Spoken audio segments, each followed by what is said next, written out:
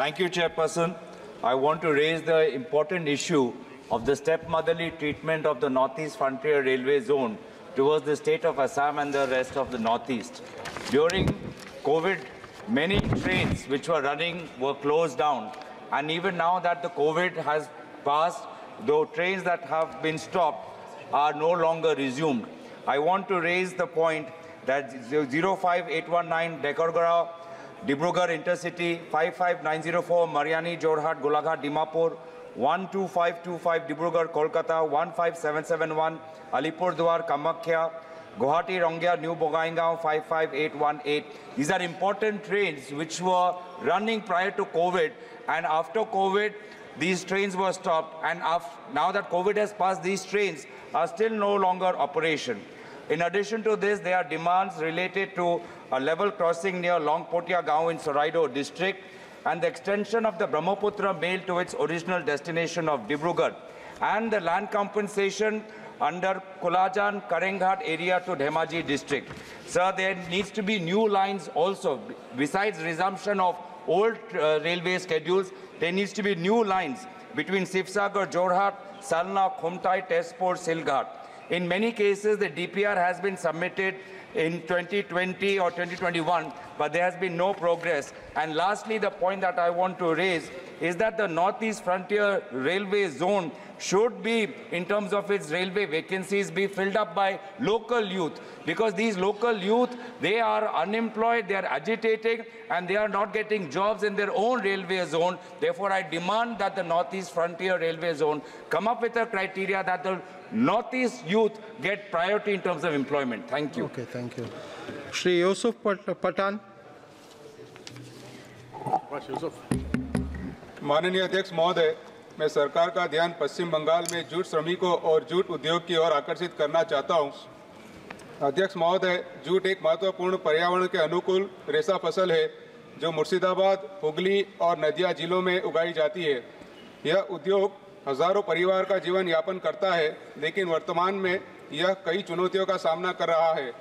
Plastic bag के बढ़ते हुए उपयोग के कारण कई जूट मिलें बंद हो गई है। जूट की कम कीमत मिलने के कारण कई किसान इस फसल को उगाने में संकोच कर रहे हैं। सरकार ने प्लास्टिक की बैग पर प्रतिबंध लगाया है और जूट बैग का इस्तेमाल करने की सिफारिश की है, लेकिन इसका प्रभाव कहीं दिख नहीं रहा है। मैं सरकार से अनुरोध करता हूं कि जूट मिलों और जूट की खेती को बंद होने से रोकने के लिए विशेष ध्यान दिया जाए और इसे बढ़ावा देने के लिए प्रयास किया जाए, ताकि जूट की खेती करने वाले किसानों को उसका सही मूल्य मिल सके और जूट श्रमिकों को ज़्यादा से ज़्यादा रोजगार प्रदान किया जा सके। धन्यवाद अध्यक्ष महोदय। श्री वीरेंद्र सिंह।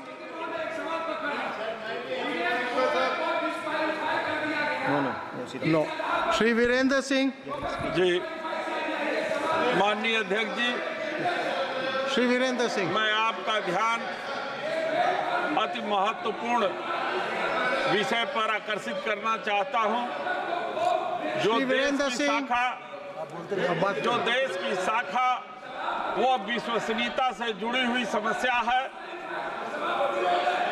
अध्यक्ष जी, हमारे देश में कई ऐसे रियल एस्टेट के कारोबारी बिल्डर हैं जो निवेश के नाम पर गलत सपना दिखा करके देश और विदेश में रहने वाले हमारे एनआरआई भाई से पैसा जमा करा लेते हैं और उनके साथ धोखाधड़ी करते हैं। रियल एस्टेट के कार्य करने वाले बिल्डर के पास हजारों करोड़ रुपया उनका जमा है, और मैं सरकार से चाहता हूं कि क्या सरकार ऐसे निवेश करने वाले अप्रवासी भारतीयों की सहायता हेतु कोई सूची तैयार करेगी या उनके ऊपर कोई कार्रवाई करेगी। मैं सरकार से चाहेंगे कि गुड़गांव के एम्फ्रियम जैसे तमाम कंपनी है, मेरे पास सूची है, यदि सरकार मुझे मौका देगी तो मैं सहायता भी करने को तैयार हूं।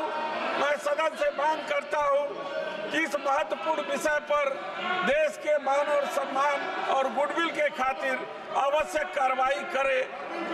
धन्यवाद। बर्तुरी माताब, Shri बर्तुरी माताब। Shri Bhartrihari Mahtab,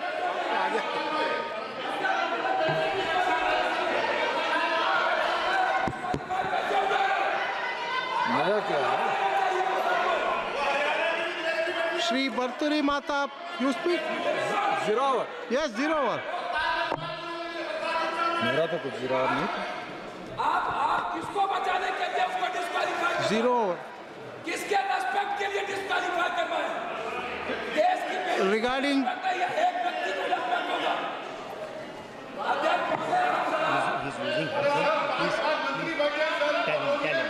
regarding the new railway line. Honorable Chair, Cuttack has become very saturated.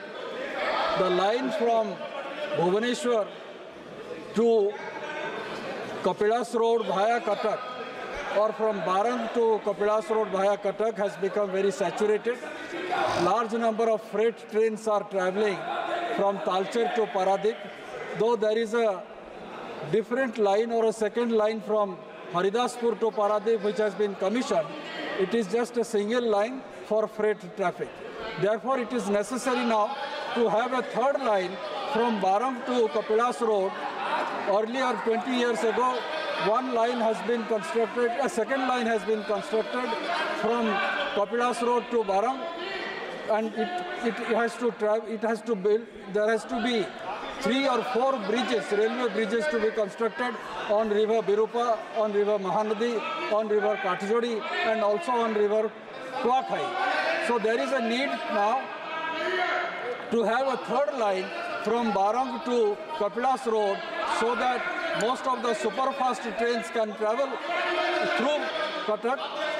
Long distance trains to Amritsar and also to Jaisalmer, which travels from, which bypasses Cuttack, needs also to be traveled, needs also to ply through Cuttack railway station. That I would be happy if the government takes up this third line in the urgent basis. Thank you, sir. Thank you. Shri Manish Tiwari ji. सभापति जी, आपका बहुत बहुत धन्यवाद। सभापति महोदय, 10 जनवरी 2022 को उच्चतम न्यायालय ने 2 निर्देश दिए थे एक फैसले में। पहले निर्देश में उन्होंने ये कहा था कि चंडीगढ़ प्रशासन ऐसे कोई नक्शे को पारित नहीं करेगी जो 3 मंजिली मकान को 3 फ्लैट में तब्दील करता हो। और उसके साथ साथ एक दूसरा निर्देश उन्होंने ये दिया था कि ऐसा कोई MOU पंजीकृत नहीं होगा जो किसी ऐसी कार्रवाई के ऊपर अमली जामा पहनाता हो जब तक जो विरासतीय समिति है, हेरिटेज कमेटी है, वो विरासतीय रहायशी सेक्टर्स की जो रीडेंसिफिकेशन है उसके ऊपर पुनर्विचार नहीं कर लेती।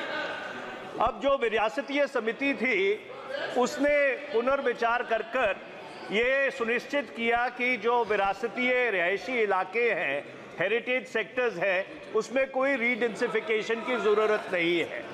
पर सभापति महोदय, दुर्भाग्यपूर्ण बात यह है कि शायद जो प्रशासन है, चंडीगढ़ प्रशासन उस उच्चतम न्यायालय के फैसले को ठीक तरह समझ नहीं पाया, उसको अपने संज्ञान में नहीं ले पाया और 9 फरवरी 2023 को उन्होंने एक आदेश जारी किया जिससे चंडीगढ़ में जो हिस्सेदार सेल है, शेयर बाई सेल है प्रॉपर्टी की, पूरे चंडीगढ़ में उसके ऊपर रोक लगा दी गई। और इससे लाखों लाख लोगों को तकलीफ हो रही है। सभापति महोदय, कोई कैंसर पीड़ित है, कोई किसी ने अपने बच्चे को शिक्षा के लिए बाहर भेजना है और अब वो अपनी प्रॉपर्टी अपने को-ओनर्स के अलावा किसी को बेच नहीं पा रहे। जो 100 की चीज़ है अध्यक्ष सभापति महोदय, वो 10 में बेची जा रही है। तो मैं आज ये मांग करना चाहता हूँ गृह मंत्रालय से कि 9 फरवरी अध्यक्ष जी को खत्म करने दीजिए। मैं ये मांग करना चाह रहा हूँ कि 9 फरवरी 2000। Thank you, Speaker sir, for giving me this opportunity.